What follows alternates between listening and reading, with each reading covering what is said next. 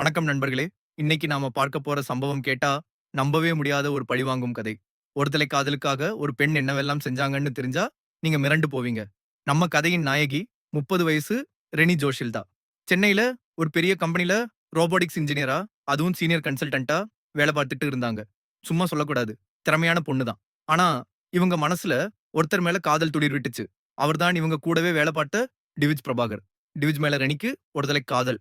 அவர் ரெனியுடைய காதலை ஏத்துக்கல. அது மட்டும் இல்லாம, இந்த வருஷம் பிப்ரவரில டிவிஜ் வேற ஒரு பொண்ண கல்யாணம் பண்ணிக்கிட்டார். இதான் ரெனிக்கு பழிவாங்கும் எண்ணத்த தூண்டி விட்டுச்சு. "என்னோட காதல ஏத்துக்கலையா? உன்ன சும்மா விடமாட்டேன்." அப்படின்னு வெறித்தனமா ஒரு திட்டம் போட்டிருக்காங்க. ரெனி ஒரு ரோபோட்டிக்ஸ் இன்ஜினியர்ங்கிறதால, தன்னோட டெக்னிக்கல் திறமைய பழிவாங்குறதுக்கு பயங்கரமா பயன்படுத்தியிருக்காங்க.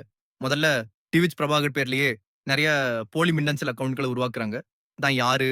எங்க இருக்கோம்னு யாருக்கும் தெரியாம இருக்கிறதுக்காக விபிஎன்கள், டோர் ப்ரௌசர், டார்க் வெப்ன்னு எல்லாத்தையும் பயன்படுத்தியிருக்காங்க. கடந்த 2 வருஷத்துல மட்டும் சுமார் 80க்கும் மேல விர்ச்சுவல் ஃபோன் நம்பர்கள வாங்கி, அது மூலமா மிரட்டல்களை அனுப்பியிருக்காங்க. இதெல்லாம் எதுக்குன்னு கேட்கிறீங்களா? இந்தியா முழுக்க பல மாநிலங்களுக்கு வெடிகுண்டு, மிரட்டல் மின்னஞ்சல்களை அனுப்ப ஆரம்பிச்சிருக்காங்க. மகாராஷ்டிரா, ராஜஸ்தான், தமிழ்நாடு, டெல்லி, கர்நாடகா, கேரளான்னு 11 மாநிலங்கள்ல 21 இடங்களுக்கு மேல பள்ளி, மருத்துவமனை, ஏன் அகமதாபாத்ல இருக்கிற நரேந்திர மோடி ஸ்டேடியம்க்கும் கூட வெடிகுண்டு மிரட்டல் வந்திருக்கு.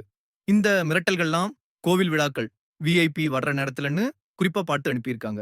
இதுல கொடுமையான விஷயம் என்னன்னா, கடந்த ஜூன் 12, 2025 அன்னிக்கு அகமதாபாத்ல நடந்த ஏர் இந்தியா விமான விபத்து உங்களுக்கு ஞாபகம் இருக்கும். ஒரு போயிங் 787 ட்ரீம்லைனர் விமானம் விபத்துக்குள்ளாகி 260 பேருக்கும் மேல உயிரிழந்த சோகமான சம்பவம் அது. அந்த விபத்து நடந்ததுக்கு அடுத்த நாளே, இந்த விமான விபத்துக்கு நாங்க தான் காரணம். எங்க மிரட்டல போலீஸ் நம்பல. இப்ப நாங்க சும்மா இல்லன்னு உங்களுக்கு தெரிஞ்சிருக்கும். அப்படின்னு அகமதாபாத் பிஜே மருத்துவக் கல்லூரிக்கு ஒரு மின்னஞ்சல் அனுப்பியிருக்காங்க ரெனி. ஒரு தீவிரவாத செயல் மாதிரி திட்டமிட்டு பண்ணியிருக்காங்க. முன்னாடி இருந்தே டிவிஜ் பிரபாகர் கூட பழகின மத்த பொண்ணுங்களையும் போலி மின்னஞ்சல்கள் மூலமா தொந்தரவு பண்ணியிருக்காங்க. ஒரு பொண்ணு இவங்க தொந்தரவு தாங்க முடியாம வேலைய விட்டு நின்னுட்டாங்கன்னா பார்த்துக்கோங்க. அது மட்டுமல்லாம டிவிஜே தான் கல்யாணம் பண்ணிக்கிட்டதா ஒரு போலி திருமண சர்டிபிகேட் உருவாக்கி ஆபீஸ்ல இருக்கிறவங்க கிட்டலாம் காண்பிச்சிருக்காங்க. இவ்வளவு சூதுமதியா திட்டம் போட்டு யாரும் கண்டுபிடிக்க முடியாத அளவுக்கு கச்சிதமா செஞ்சிருந்த ரெனி ஒரு சின்ன தவறுல மாட்டிட்டாங்க. தன்னோட ஒரிஜினல் மின்னஞ்சல் அக்கவுண்ட்டையும், போலி மின்னஞ்சல் அக்கவுண்ட்டையும் ஒரே போன்ல, ஒரே நேரத்துல லாகின் பண்ணியிருக்காங்க. இத வச்சே போலீஸ் அவங்க ஐபி அட்ரஸ கண்டுபிடிச்சு, சென்னையில அவங்க வீட்லயே வந்து கைது பண்ணிட்டாங்க. கைது பண்ணும்போது கூட, நான் இதெல்லாம் பண்ணலன்னு மறுத்திருக்காங்க. ஆனா, ஆதாரங்களோட போலீஸ் அவங்கள பிடிச்சிருக்காங்க. இப்போ ரெனி ஜோஷில் தான் போலீஸ் காவல்ல இருக்காங்க.